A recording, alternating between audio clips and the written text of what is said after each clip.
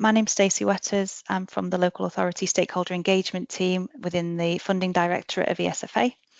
I'm going to be talking to you about DSG management plans and current expectations. Should there be any changes under the new government, these will be communicated to local authorities later.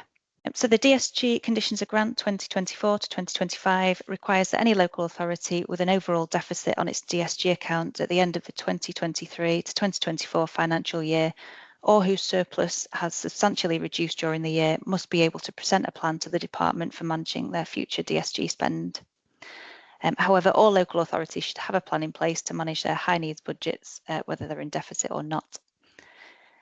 Just to be clear, when I refer to management plans, that does not necessarily mean a plan on the ESFA template. Whilst I will refer to the template throughout this presentation, the elements discussed today should appear in management plans in different formats too. If your surplus decreases substantially, we'll be in touch asking you to meet us. We also might also contact you to offer support if your balance is close to deficit. And local authorities in surplus are very welcome to contact us for support at any point. The section of the conditions of grant I just referred to came into effect for the 2021 financial year, and to support local authorities in forming a plan, we developed the DSG management plan template. The ESFA template covers everything we'd expect to see in a management plan. It pulls through data you have already submitted in section 251 and send 2 returns, and does a lot of calculations for you, which help with identifying trends. Many local authorities hold a range of data, forecasts and planning documents, and the DSG management plan template aims to pull this together in one place, creating a strategic planning tool which brings together finance, send and capital. The template is governed by accessibility rules, so numbers and narrative generally appear on separate tabs as a result. However, it is possible to add tabs into the template, so you can include additional modelling or summaries that suit your authority's needs. The template can be downloaded from Document Exchange, and a comprehensive guidance document can be found on the Management Plans gov.uk page. Version 8 of the template, which contains the latest Send To data, is due to be published next week. The format of the template remains the same to allow copy and paste of data from previous versions you may be using. The department currently has 3 main programmes to support local authorities in their efforts to improve delivery of SEND services while maintaining financial sustainability. The Safety Valve programme involves a smaller number of local authorities with the largest deficits. The Delivering Better Value in SEND, or DBV programme, is supporting 51 local authorities with less severe deficits. And then the ESFA support programme provides support for all the remaining local authorities. Local authorities involved in safety valve discussions or the DBV programme should use the management plan template to submit their plans to the department. However, we strongly encourage all local authorities to use it as a strategic planning tool because it comprehensively covers the features and the level of detail that we'd expect to see in any management plan. We realise that implementing initiatives, reconfiguring provision and bringing spend in line with income and repaying deficits will take time. A management plan should be a useful live document which is updated regularly to monitor pressures, risks, the impact of initiatives, how DSG funding is being spent, and so on. It should reflect the most current forecast DSG position and high needs block position. We expect at least a summary of your plan to be presented to your school's forum and local authority leaders regularly and published on your local authority's website. Local authorities should certainly present their plan to schools forum ahead of budget planning discussions and the deadline for block movement requests if submitting one. For any local authority proposing a block movement, we expect to see an updated management plan submitted as part of the disapplication request. As well as financial forecasts and forecast EHCP numbers, you must include detail of what the transferred funds will be used for and how this will reduce pressure on the high needs block. Requests that look to be just plugging a deficit will not be approved. You might find it useful to refer to the reviews we will carry out slide, which I'll come to shortly, and further information can be found in the school's operational guide. There is also a workshop on disapplications taking place this afternoon. We expect the deadline for submitting a block movement disapplication request will be the 15th of November to enable the department to communicate decisions in time for local authorities to submit their APT and maintain schools with their budget shares. However, the school's operational guide is not published yet, so that date is not yet confirmed. If you anticipate submitting a black movement request, please get in touch for a discussion via the financial management mailbox. As mentioned, the ESFA template covers everything we'd expect to see in a management plan. We strongly encourage local authorities to use it to pull together data and strategic documents in one place. Management plans in different formats should still include the elements shown on the slide. Therefore, we'd encourage using the template for reference at least. I'll go into these elements in a bit more detail over the next few slides. We'd expect to see evidence that SEND and finance teams have developed the management plan together. People needs feeds into data, and that feeds into the forecasts and finances. It's important there is good understanding of each other's areas, including processes and limitations, and there's consistency across the authority. We'd expect to see that the management plan ties in with the authority's capital plans, sufficiency strategy, and so on. The department is identifying good practice through its 3 programmes and through case studies. Just to be clear, good practice can be identified in any local authority. There are local authorities in deficit that are doing great work to become more financially sustainable and improve high need systems and outcomes for children and young people with SEND. The most effective management plans are those which are co-produced local area plans. There needs to be a sense of collective responsibility and culture of partnership with stakeholders, which comes from effective engagement, continuity of leadership and development of trust.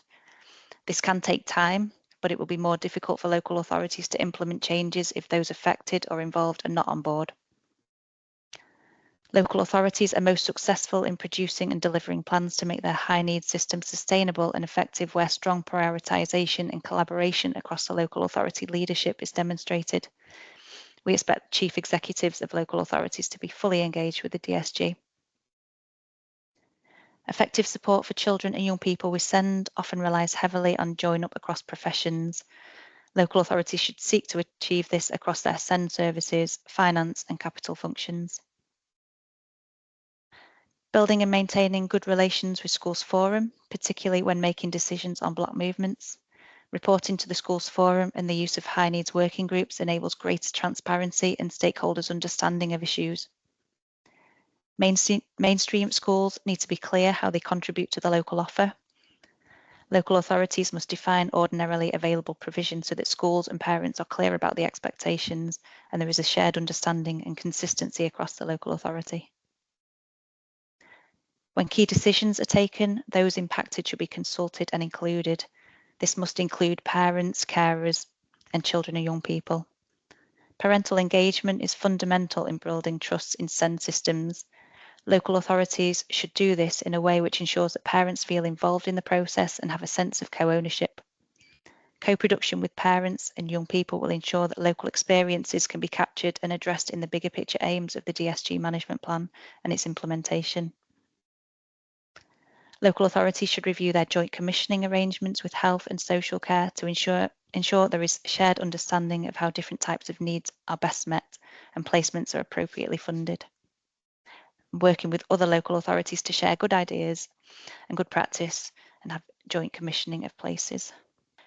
Any management plan should include detail on how the local authority is engaging with its various stakeholders and what impact this will have or is having. The management plan template has a dedicated tab where you can input all of this information. Good data is vital as a foundation on which to build robust plans and make evidence-based decisions. If data isn't where it should be, the local authority should prioritise improving data and systems, as a full understanding of the situation and pressures will make it easier to plan. I'll go into data a bit more in the coming slides, but generally we'd expect to see mitigated and unmitigated forecasts for at least 3 years. We're realistic. We understand that local authorities need to ensure the right provision for their children and young people, so we're not expecting a surplus in a short time.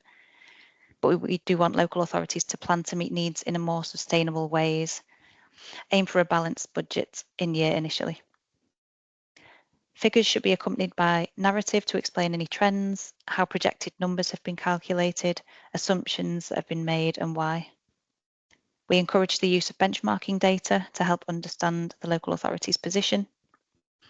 And we expect to see consistent information across related reports and returns, such as Section 251, SEN2 and SCAP.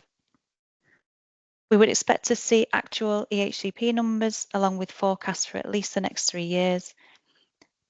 Including both mitigated and unmitigated figures will enable you to show impact of initiatives. Local authorities should note their children and young people we send and should model them moving through the system, not just show a flat increase in EHCPs per year. You may also wish to break data down by provision type to help with future place planning. On the template, EHCP numbers can be added for each provision type. These then pull through to the CYP tab to give the overall picture. There are narrative boxes on the LA specific tab to explain how figures have been reached. At the request of users, there are also tables to record numbers of children and young people who are receiving support from the high needs block but don't have an EHC plan.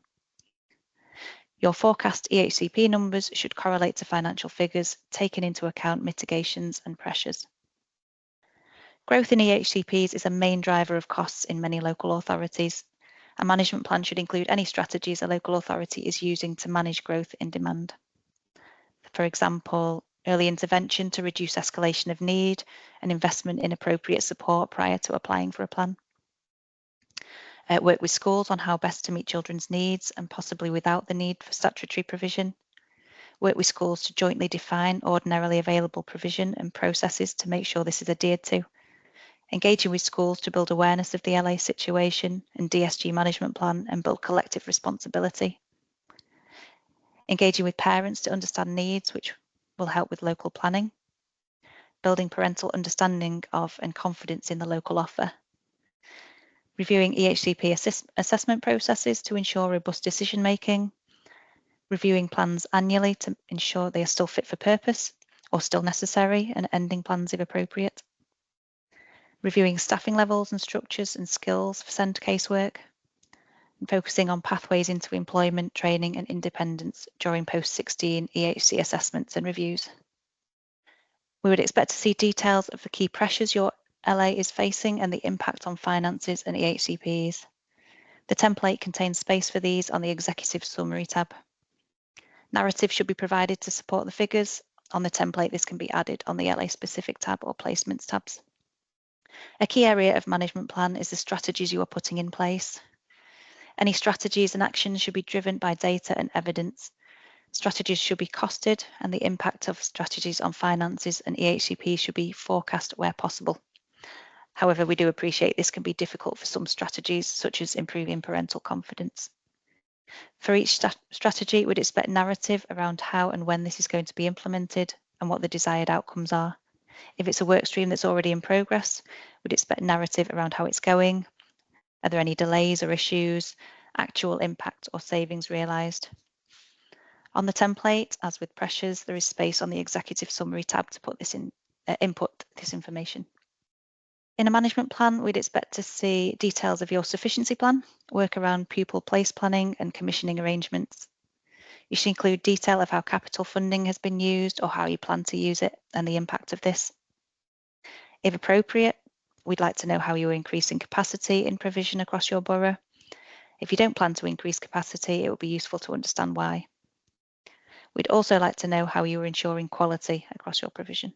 So these are some of the reviews we will carry out when we receive a local authority's management plan. Reviews are carried out by ESFA, SEND advisors and LA case leads. Just to note, this is not a comprehensive list and will differ depending on what programme the local authority is participating in, whether that's safety valve, DBV or ESFA support.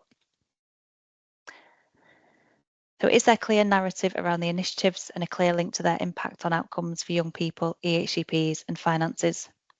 We receive some plans that are good on finances, but not the corresponding SEND narrative, and vice versa, where there are good initiatives, but these are not reflected in the figures. This is where it's important SEND and finance teams come together. We expect to see clear, deliverable initiatives and their impact reflected on EHCPs and corresponding finances.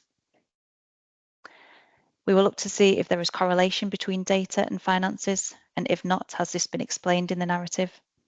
For example, a 5% increase in EHCPs with a drop in related expenditure, unless there is a clear initiative linked to it. Have risks and assumptions been clearly laid out? Regarding EHCP numbers and provision, have past trends been used, or is there a detailed analysis of children's current and future needs? We will look at whether the plan reaches an in-year balance. To note, where safety valve agreements have been reached, local authorities have configured high needs provision to reach an in-year balance position within an allocated timescale. We will check that the local authority has used pre-recoupment published DSG allocation data. We will check that DSG is being used in line with regulations and the conditions of grant. In particular, whether inappropriate spend has been charged to the DSG, such as educational psychologists, assessments, or increases in transport costs. Just to note, it is ultimately the LA's and the Section 151 officer's responsibility to ensure compliance. Local authorities should take the opportunity to check the headings and descriptions of budget lines to show what money is being used for and that it's okay in the regulations. We'll also use benchmarking data to see if the local authority is an outlier for numbers or spend. Let's move on to the high needs benchmarking tool. We encourage the use of benchmarking data to help understand the local authority's position. We publish a high needs benchmarking tool which allows local authorities to compare data with other local authorities, statistical neighbours and national figures. The use of benchmarking data can help local authorities identify where they might be an outlier and highlight areas where they may wish to review provision and spending. The tool uses published SEN2 data. The chart on this slide shows numbers of pupils with EHCPs in different types of provision. The tool also uses published Section 251 data. The chart on this slide shows outturn spend per head for categories including top-up funding, SEND support, and inclusion and AP. The tool is available to download from gov.uk. This slide contains links to resources that local authorities might find useful. The newsletters section of the DBV website has some of the initiatives participating local authorities are implementing, and the DBV toolkit will be published soon. I've also got the link to the high needs benchmarking tool at the bottom there. Further information about management plans can be found on gov.uk. If you have any questions regarding the template or guidance, or if you require support, then please contact the financial management mailbox. The address is on the slide. If any local authorities not involved in safety valve would like to discuss their management plan with us, they can also use this email address to contact us. That's the end of the presentation.